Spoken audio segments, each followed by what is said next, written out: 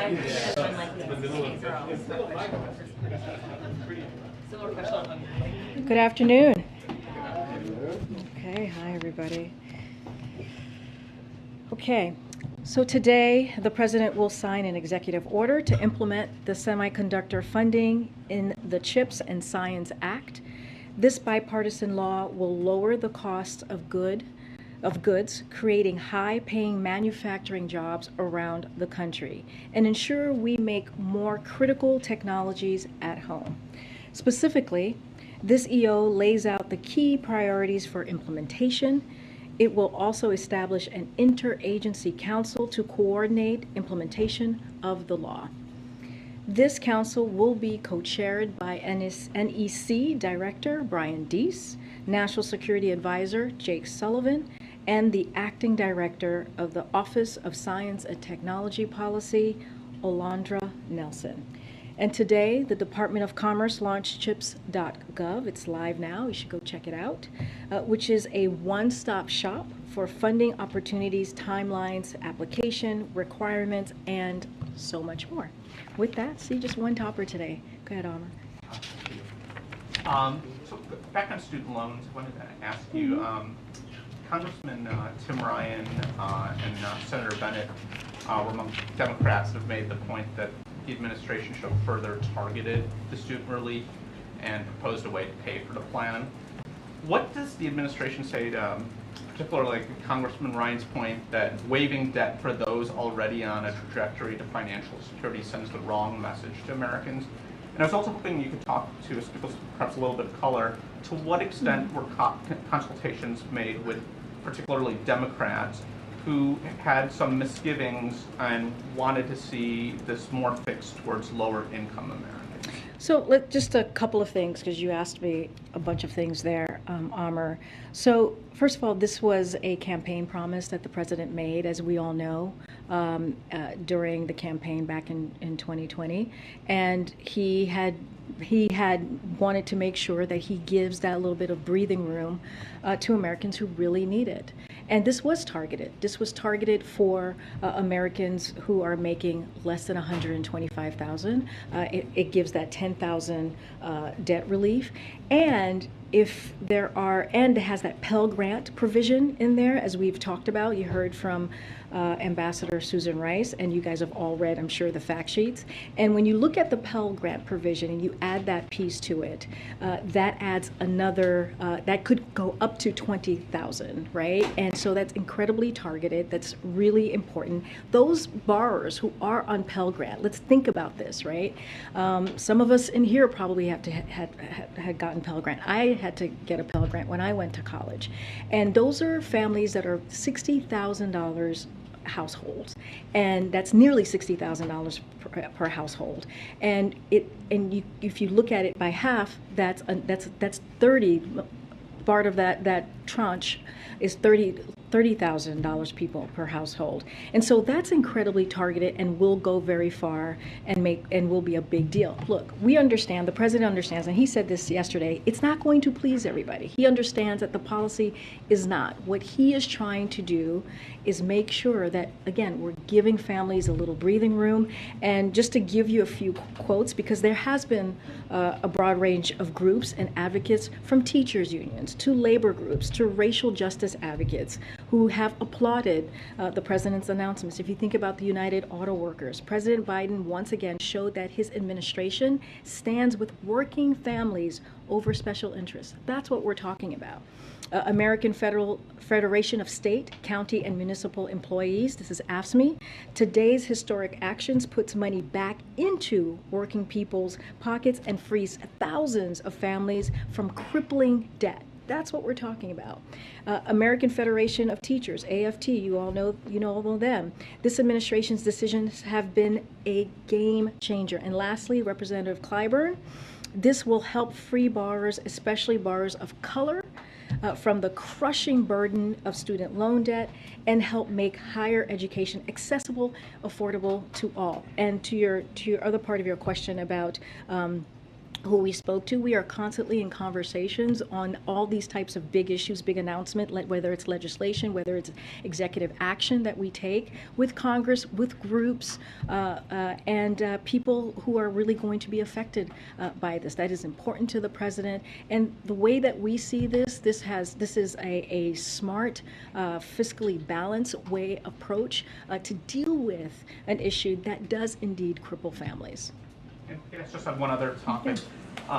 President spoke with President Zelensky today. I think there's a readout that I've seen.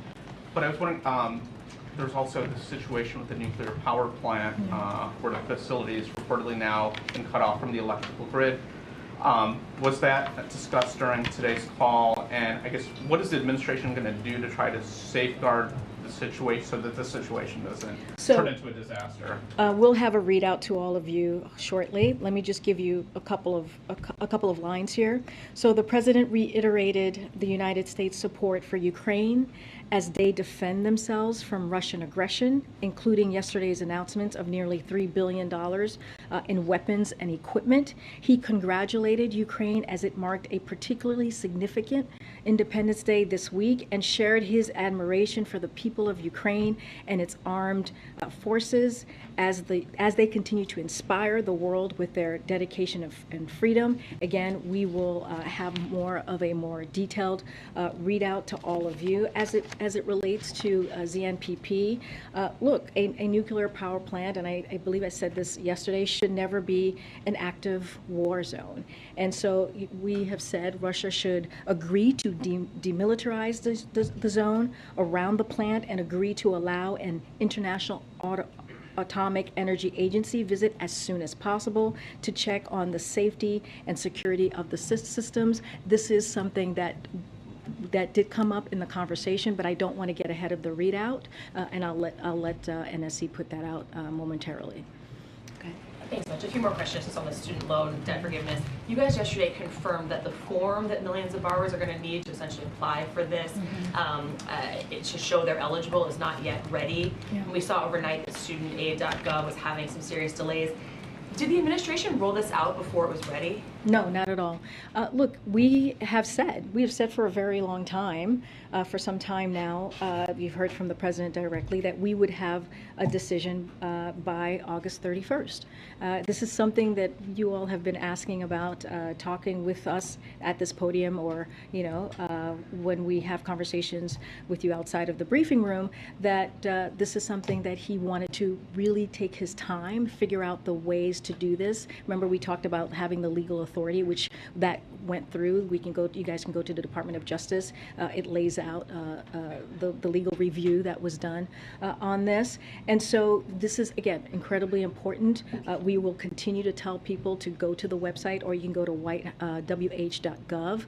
There's a banner there. People can just click, and you can actually give your email and get those updates. There will be some folks, I think there's about 8 million people who we have their information, or the Department of Education has their information, and so it would be automatic. And some folks will have to actually go and figure out how this process works, and they can go to the website. But for everyone else besides those 8 million, if they have to wait for these forms and they have to apply and they have to hear back, can you guarantee that everyone who qualifies will see their balance shrink before repayments start being due next year? Look, this is something that we want to make sure it happens right away. I don't have a timeline for you. That is something that the Department of Education is going to work on,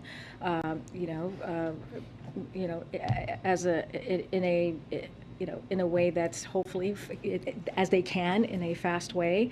But look, that is something, again, that the Department of Education is going to focus on. It is important. We want this to happen for these individuals. But again, as we know, the pause is going to be lifted at the end of December 31st, right? At the end of December. So we want to make sure that it is done in tangent. And so that's what the Department of Education is going to be focused on. I can just ask kind of the more political question too, following up, my colleague quoted Tim Ryan in Ohio.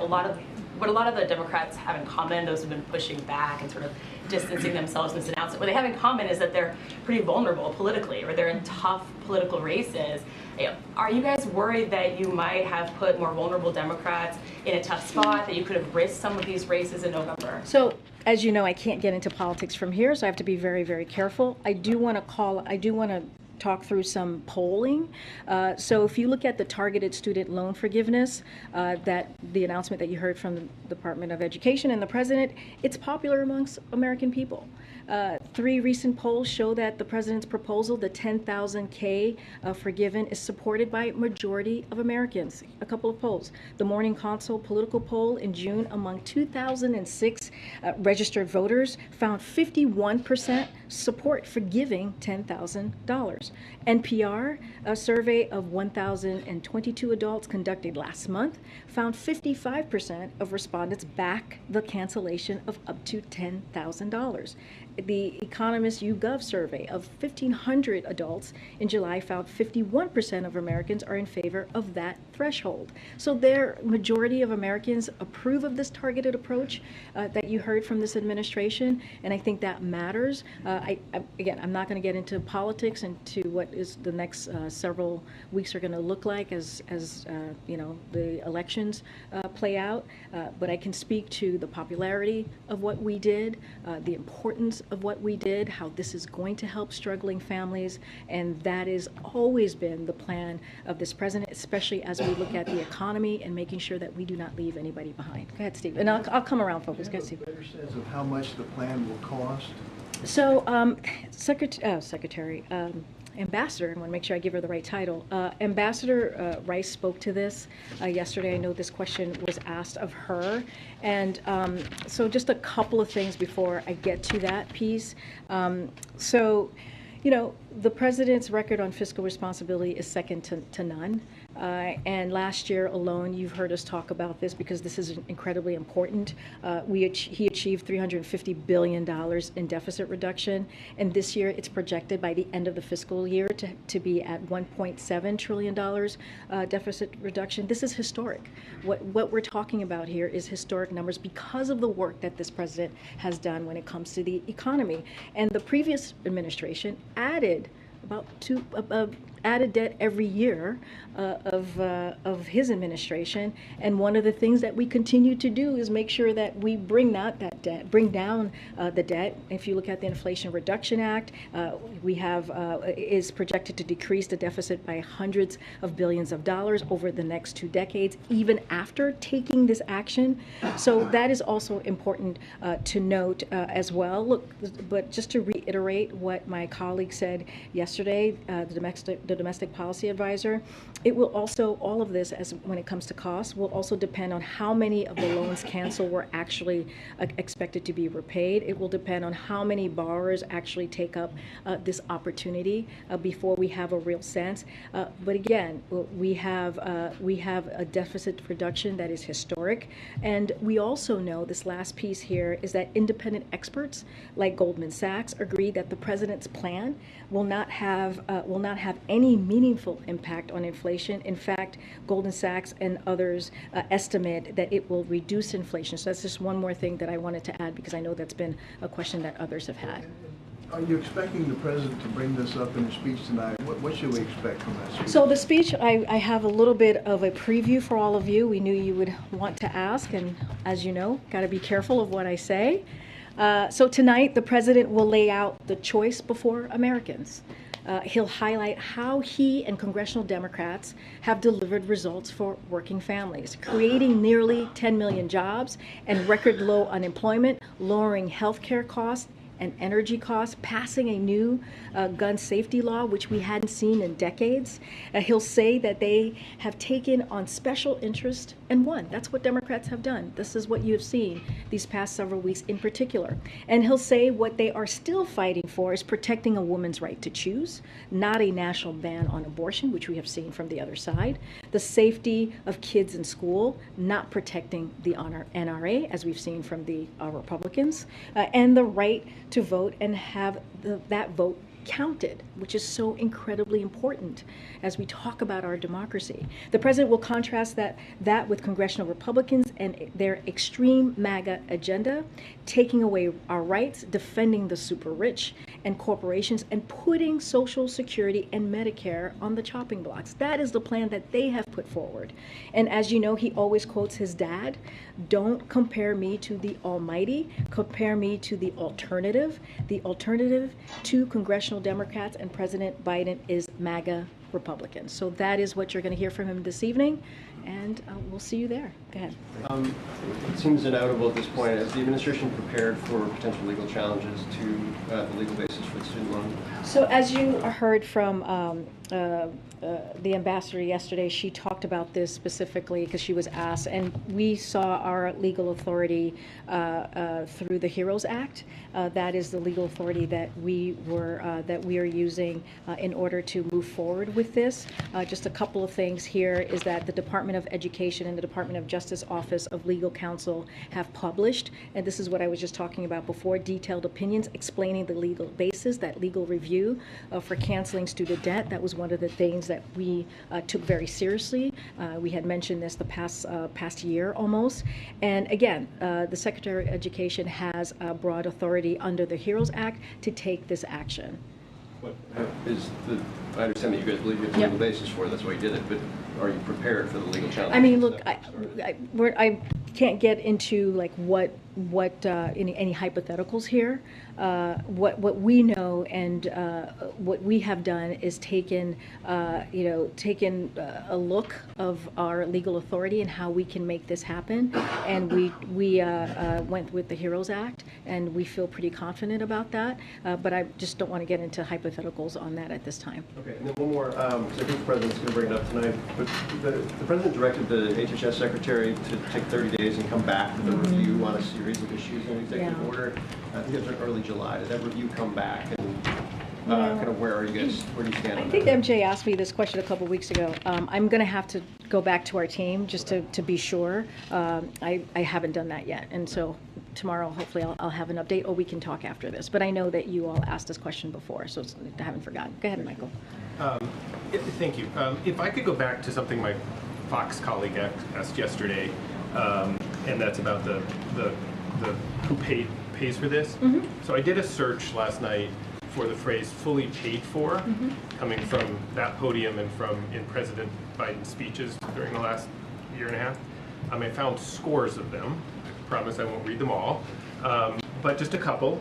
You quoted experts saying that the package referencing the IRA would, quote, quickly and noticeably bring down healthcare costs for families, would be more than fully paid for. Mm-hmm. Jen Psaki talked about on February 2nd, he's committed to sustainable and responsible policy and ensuring that our long-term investments are fully paid for, like Build Back Better. Mm-hmm. Brian Deese talked about packages that would be fully paid for across time. The president, in multiple speeches, talked about this bill. This is in December, referring to the BBB, is paid fully paid for. It won't increase the deficit. Anyway, the question is, do you all believe that this student loan program is fully paid for?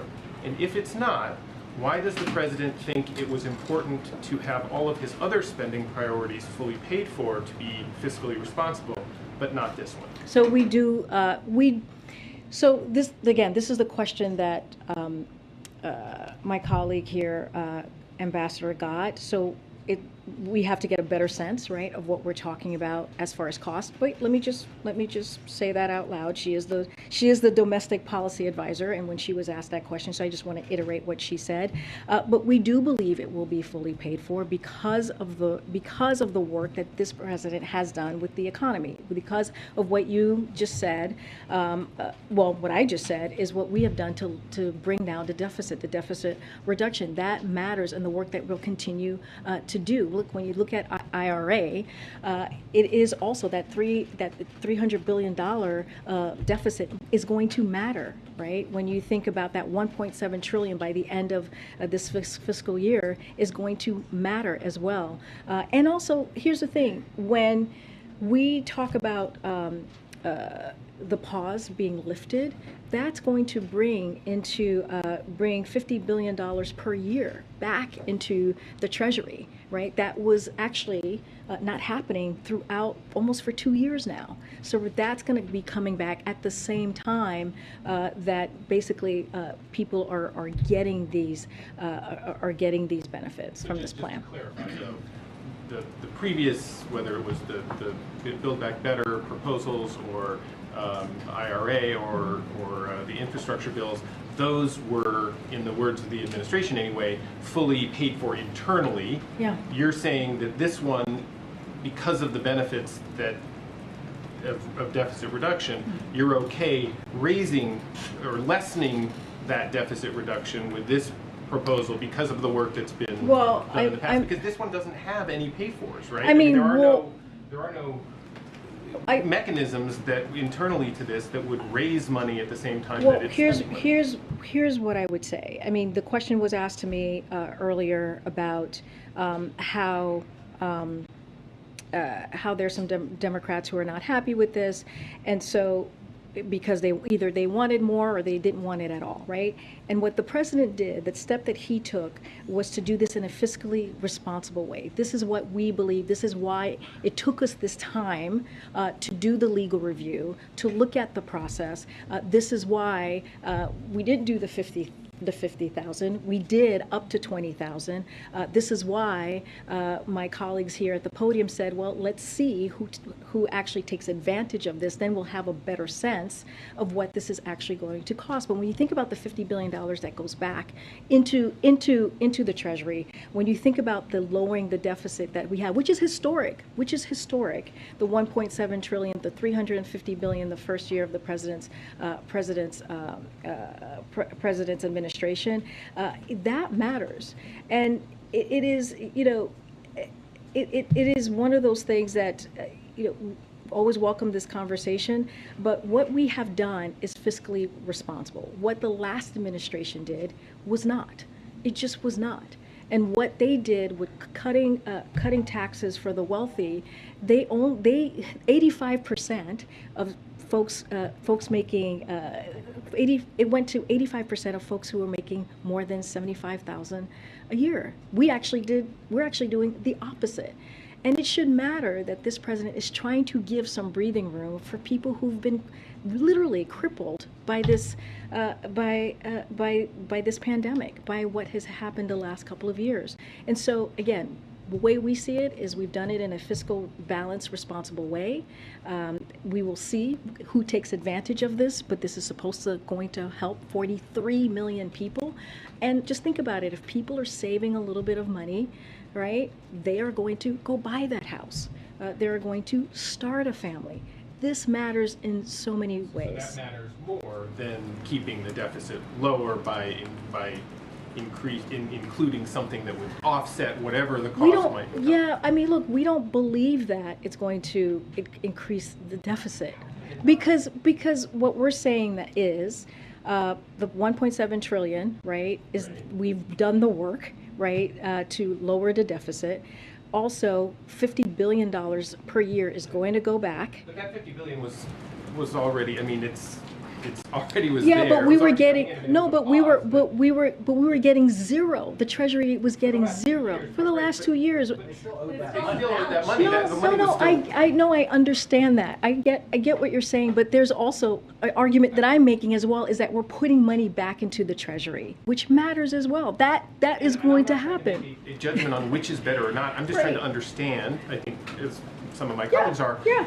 If what you guys are saying here is basically the president's made a determination that helping people with their debt is important enough, and in your words, matters enough to spend what could be, estimates of $300, $400, $500 billion, or without explicitly saying where that money is coming from, and that will, obviously, and that you're willing to use the deficit savings that you have claimed to do that. And I guess that's what I'm trying to understand. No, and I'm trying to explain to you how it will offset how all of this would be offset once the pause is lifted, and also once this process with the student loan is also done. So there is a process here, right, that is, we believe, is going to offset that.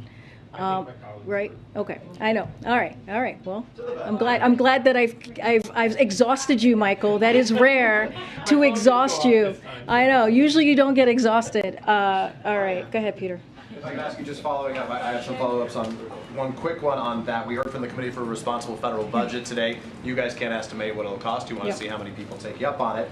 But they estimate cancellation will eliminate about $550 billion in federal student loan debt. They say, however, we project that the overall amount of outstanding federal student loan debt will return to $1.6 trillion, its current level, within 5 years. So is the president committed to doing this again, or is this just a one-time deal? You're asking me about a hypothetical that I don't. Well, no, I don't. I guess I'm asking. Let's No. not be so specific if that's Yeah. hypothetical.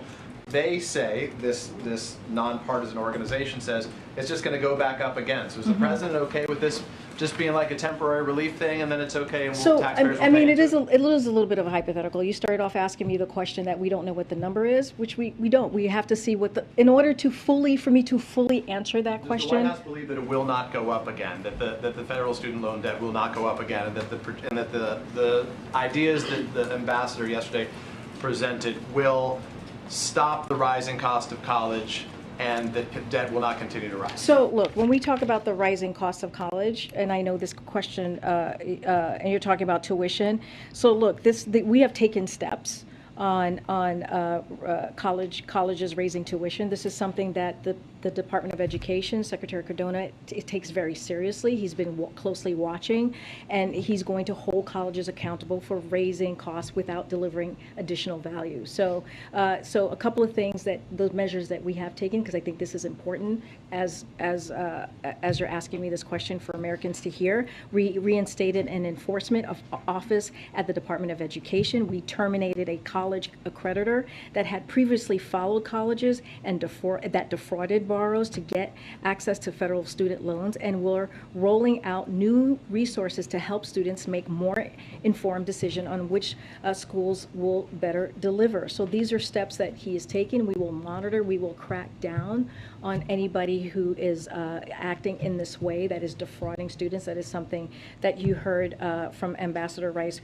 herself. And then we have taken other steps, right? We have taken other steps through the American Rescue Plan to provide $40 billion for colleges and universities to support students, particularly at community colleges and minority institutions. And another thing that we've done is ask for Pell Grants to be doubled and a lot more. So we're going to try to do our best to keep those costs lower as we talk about tuition. But if we're going to do more, and we just have to see what that number looks like. Understood. I'll let others litigate that. Let me move on to the topic I wanted to ask you about, which is the event that's taking place tonight. I know there's only so much you can say as it relates to politics, but just as the White House controls its schedule, how often should we expect to see the president going forward on the campaign trail, this being the sort of first formal pre-midterm event? And separately, what do you say to those candidates who don't want to campaign with him given his low approval ratings or low popularity perhaps in some states? Tim Ryan in Ohio said, we haven't asked President Biden to come, we have no expectation or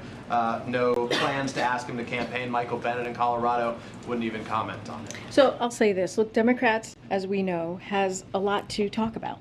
They have delivered for the American people, and especially as we've seen the last couple of weeks. Again, the Inflation Reduction Act. You think about the burn pits. That's going to expand services for veterans who have put their lives on the line for our nation, which is incredibly important. You think about the CHIPS Act. We just talked about what an executive order that the president signed to really make sure that gets implemented in a responsible way, and also the CHIPS.gov went live. We have a list of things. Let's not forget the bipartisan infrastructure law, all historic pieces of legislation that we are going to go out there and make sure that the American people are aware. We put out a memo, as you all know, a couple weeks ago talking about that particular specific thing. I can't get into into politics from here, as you know very well, But it's Peter. not politics. Well, no, control you his- asked me. but You know. you control his schedule. No, can no, get but you into asked it. me, but you specifically asked me how much is he going to get out there to campaign. I can't. But the White no, House does control no, his schedule wait. now? I'm Okay. about to answer.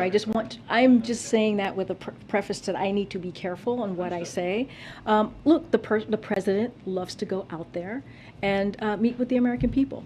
He wants to be out there and travel as much as possible. He has something that he wants to say and deliver and let the American people know that we have done, right? And so, will you see the president out there? Yes, you will see the president travel. That is something he wants to do. That is something we all want to see him do as well, get out there. I cannot talk specific about how that's about the campaign. I cannot do that from here. But to those candidates who don't want him to be with them, Again, we have something, Democrats, especially the work that congressional Democrats have I been. guess the president just accept that and says Look, it's part of the deal. Look, the president appreciates working with a lot of some of the members. Some of them are elected officials in their own state. He has good relationships with them. He talks to some of them really regularly, and you'll hear a lot more from the president tonight. I just want to be really careful, Peter. So as you know, we are trying to be respectful of the Hatch Act here. But again, we believe that Democrats have a lot to sell. We have done a lot to deliver for the American people. And we are happy to contrast what we have done against our congressional Republicans. And that's what you're going to hear from the president. Okay. Good. I'll come to the back. Thanks, Karine. Just really quick on student loans. Yeah. Does the president expect or does he want the education department to hire additional staff to handle what could be millions of applications that are already struggling to handle the existing student loan programs that they have? No, that's a very good question. I've not talked to the president about that specifically. I do not know what is going to be coming in to the Department of Education. That is something that they will have to speak to about their own staff and what that looks like. Clearly, this is important for the president. He wants to make sure that we deliver these benefits to the we're anticipating 43 million people who will get some relief here. And so that is going to be up to Secretary Cardona. Clearly, we support the Department of Education doing everything that they can to make sure we get this done. Does the administration expect a large number of people who aren't eligible, who are eligible for this program to not apply for it? I mean, that's a hypothetical that I just don't know. Yeah, it goes to the question of why you can't estimate the cost, right? I am answering this in the most, we just don't know. We are doing everything that we can. We have a specific website that you have heard many of my colleagues, whether on TV here, talk about that website and encourage people to get on the website to get the information that they need. They can go to whitehouse.gov, as I just said moments ago, to get the information that they need. So to see if they are actually eligible and what the process is going to be. I know it's going to take some time. The Department of Education has to do their work to get that information out, which they will. They know this is a priority. I mean, it is hard to say who's going to take us up on it and who's not. It is just hard to say. What we can do is provide the information and let people know that this exists. So you could say this is how much it's going to cost if everyone who is eligible applies. I mean, we just don't have a number to share at this time. Look, the secretary, the former UN ambassador spoke to this yesterday. We just have to see. It is a process that we just need to take a look before we can answer that question. We just don't want to get ahead of ourselves. But I guess what I'm struggling with, and I think some of my colleagues have asked about, is yeah, you asked the same question yesterday. This is nothing new, right? This is a summer. Oh, okay, but you picked up on what he was saying. But So I was going to say, if you don't know how much it's going to cost, how can you guarantee that it's going to be paid for, even if you're defining paid for in a way that some of us have questions about? Look, I think what I can tell you is that we have done the work to make sure that this is done in a fiscal responsible way, in a balanced way. If you look at how we were able to do the deficit reduction in the past 2 years, almost 2 years, 350 billion in the first year, 1.7 trillion reduction that we will see at the end of this fiscal year. That matters as well. That matters by bringing down that deficit. It matters on how we can get this done for the American people. But let's not forget, the pause will be lifted And that's going to matter as Treasury is going to get the revenues that they haven't been getting in some time. Again, we will, Susan Rice is the domestic policy advisor. I'm just going to reiterate what she said, and we'll actually know more once people take us up on it and get a sense if they will. But we know we do have what we do know, right? Which is what I just listed about the deficit reduction, which is important. This matters in this case. Go ahead, Nancy. Thanks. Just on the Iran deal, I'm wondering if the U.S. is optimistic about the prospects for restarting that nuclear accord. Say that last part. Is the U.S. optimistic about restarting the nuclear accord, the Iran deal? Yes. I thought you said something else. Sorry. Okay. It was hard to hear that last part.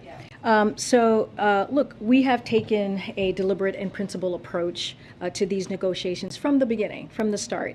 If Iran is prepared to comply with its commitments under the 2015 deal, then we're prepared to do the same. The administration, along with our allies, is preparing equally for scenarios with and without a mutual return to full implementation of the JCPOA. The president will only conclude a deal that he determines is in the national security interest of the United States. So again, we have always said diplomacy is the way to get to a nuclear deal, back to JCPOA, and so we're just going to continue to have those conversations. Just one follow-up on that. What did the administration say in its response to Iran and the European Union regarding the EU proposal to revive the 2015 nuclear agreement? So, as you know, we receive Iran's comments on the EU's proposed final text, and we're reviewing them now. We provided our response to the EU yesterday. The Department of State confirmed this yesterday as well. We're not going to negotiate in public. You hear us say this all the time. We're just going to continue to have those open lines of communication. Okay. Thanks, Karine. I'm sorry, Jackie. I was hoping, could you reflect, and then I'll go to the back. Could you reflect a little bit on the Idaho, the decision against the Idaho abortion law, particularly in light of the Texas ruling in the other direction? I mean, is there something that can be learned from this? Look, we put out a statement not too long ago about the particular the Iowa decision. I talked about the Texas decision yesterday, which is the district court affirming that medical providers can deny life-saving and health-preserving care for women, even if they are suffering from hemorrhaging or life-threatening hypertension, which is what we saw about 24 hours and heard from the Texas district court.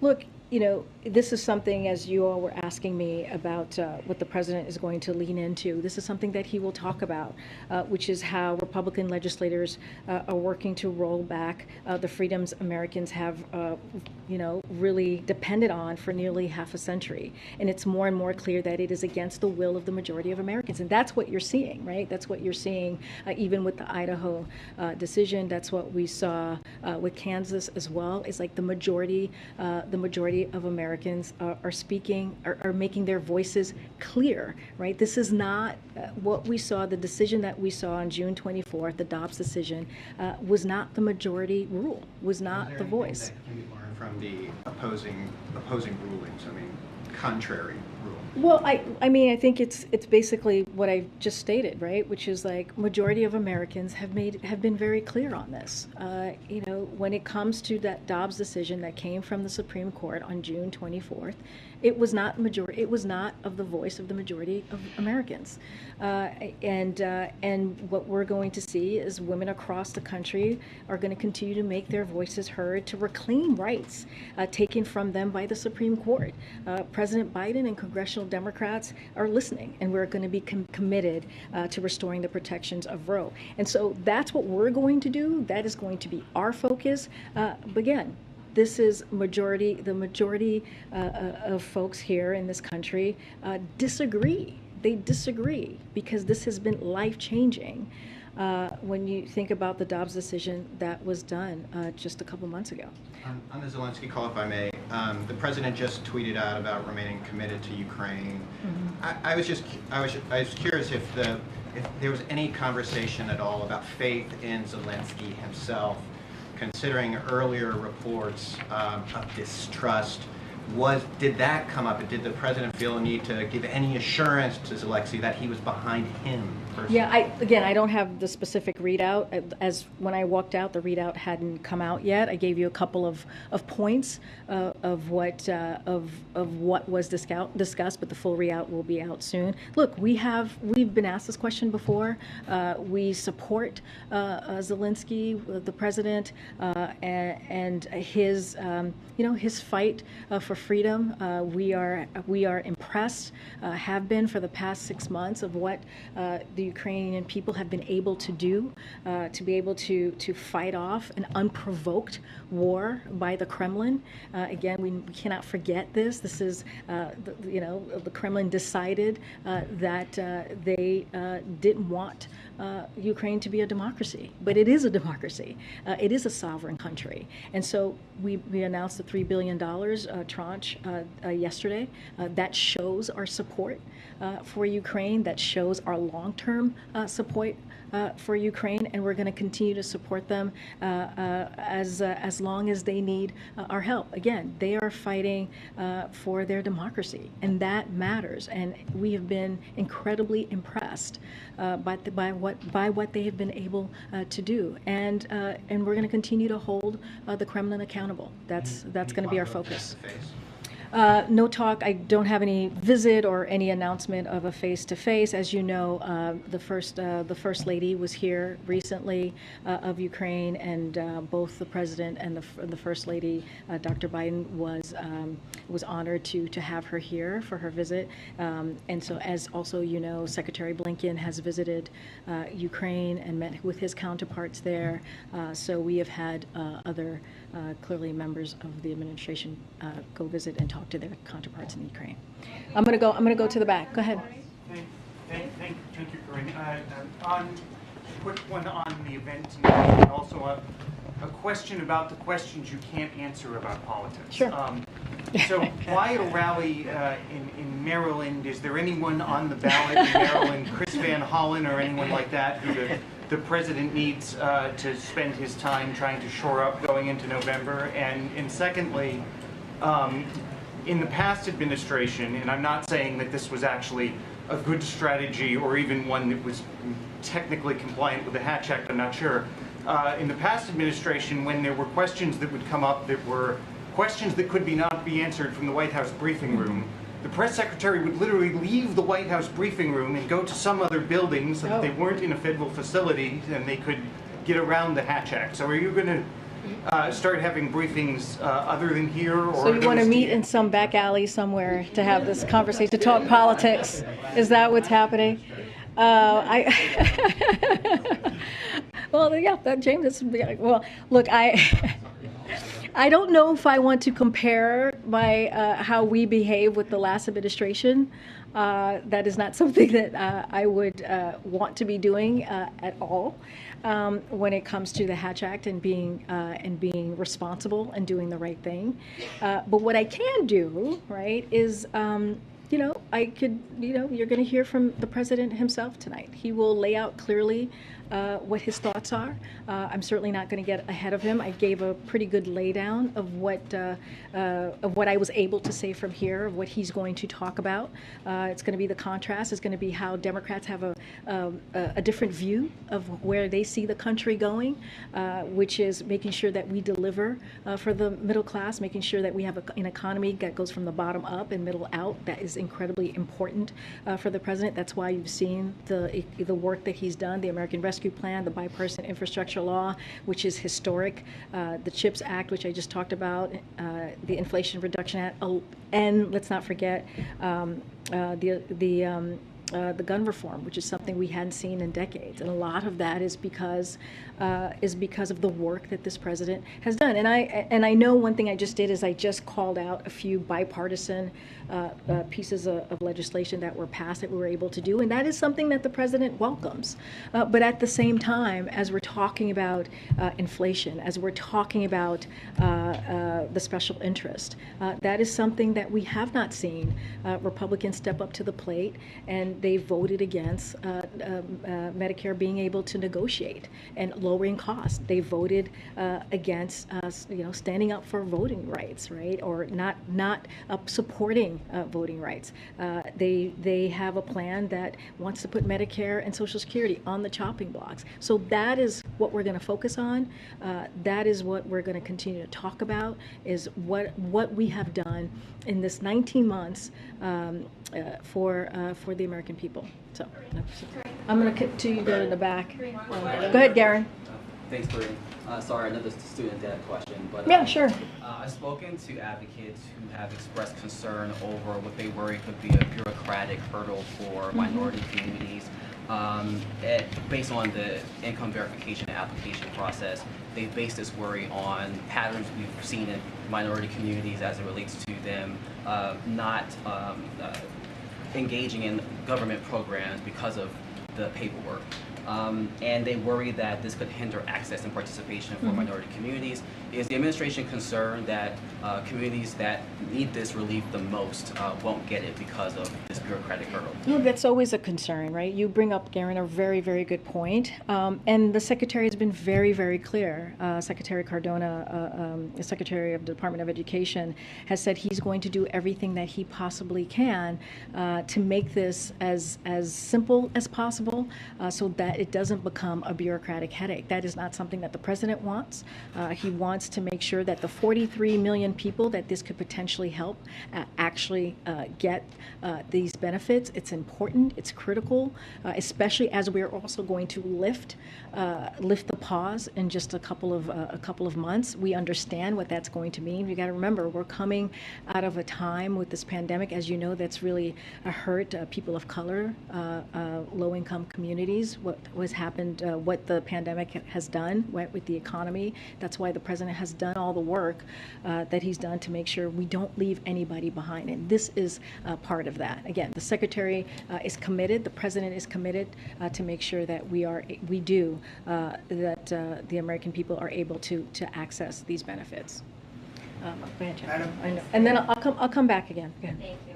I want to ask about the legal basis for canceling student debt. The HEROES Act hinges on student debt cancellation being tied to the pandemic and that being a national emergency. But the administration argued in court that the pandemic is over at the southern border to lift Title 42. It's so over that the government's going to stop buying vaccines in the fall and shift to the private sector. So how is this a national emergency? How's COVID a national emergency when it comes to student debt? So it's a very good question, and I'm glad you asked it. Look, we use the HEROES Act because there are going to be some people, when we lift the pause, that's still going to suffer. They're still going to have a little bit of a hard time. And so that's one of the reasons that we made this decision. Because as we're lifting up the pause, yes, some folks having not to pay for 2 years has been helpful to them, and were able to save, and are probably going to be able to pay those monthly payments. But there's going to be some folks who are going to have a hard time. Because they're just in a different bracket, right? They've probably had a hard time before. We have to remember, this is a system. So he announced the pause, lifting up the pause. He announced the $10,000 and up to $20,000 for Pell Grant recipients who, as I said, many of them have a household nearly making $60,000, and half of the Pell Grant recipients are $30,000 a year household. And so the other piece of that is a reform, right? Reforming the system as well, so we can help nurses, so we can help construction workers, so we can help firefighters, and making sure that their payment are cut in half as well. Because remember, these are some of our first respondents, right, who also suffered so much from the past 2 years. So he wanted to make sure he gave them a little bit of relief, understanding that some folks are just going to have a little bit of a harder time, even though we're coming out of a pandemic and the economy has been turned back on because of the work that this President has done. That was another thing I was going to mention. I mean, the President often says that we're not in a recession because we've got, record job market, record low unemployment, businesses investing in America at record rates. So why are those appropriate conditions to forgive student debt? Well, thank you for laying out all the work that the president has done. That is 1,000% correct. But we've also said that we know that some people are still suffering. You've heard us say that too. Like, yes, the economy can be turned back on, and we've created, to what you've just laid out, nearly 10 million new jobs since the president took office. That matters. The economy is stronger than it's been in some time. And we have said that, you've heard the president say that, there's still some folks who need a little bit more help.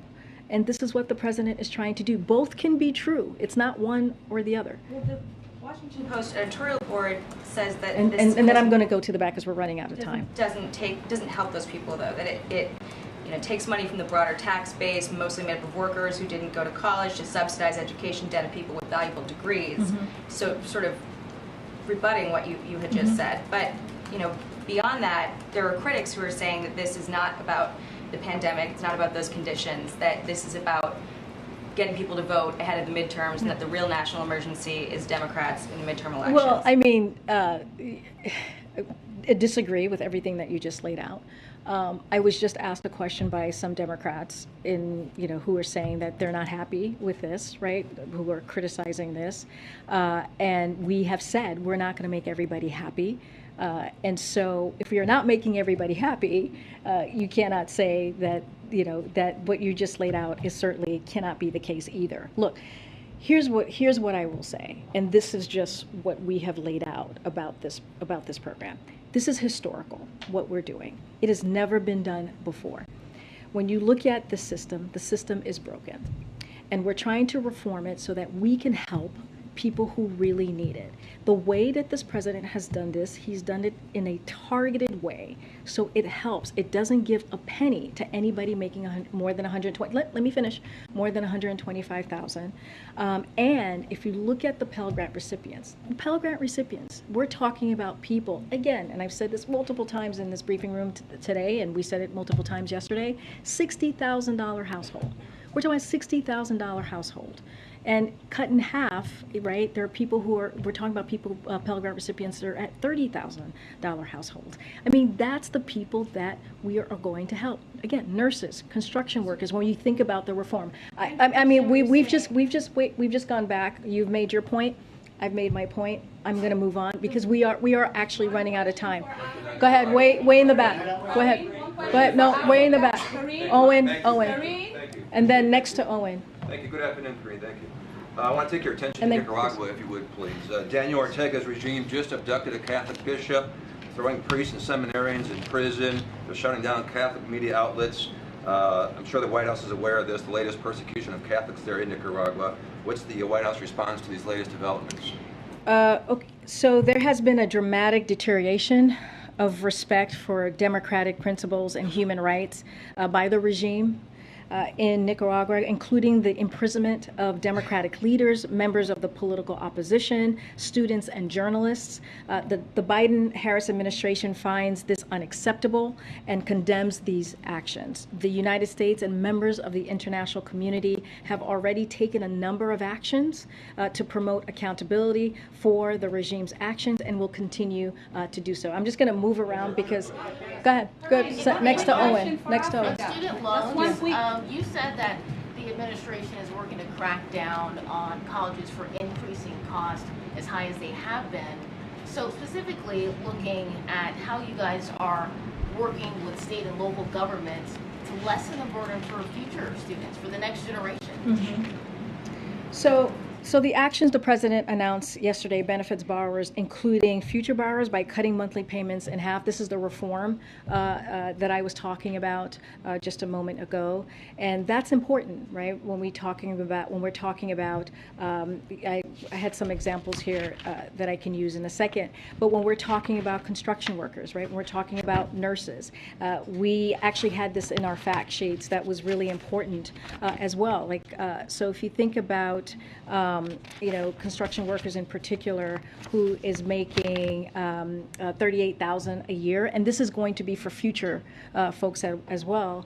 a year with a construction management credential would pay only $31 a month compared to the $147 they would pay now.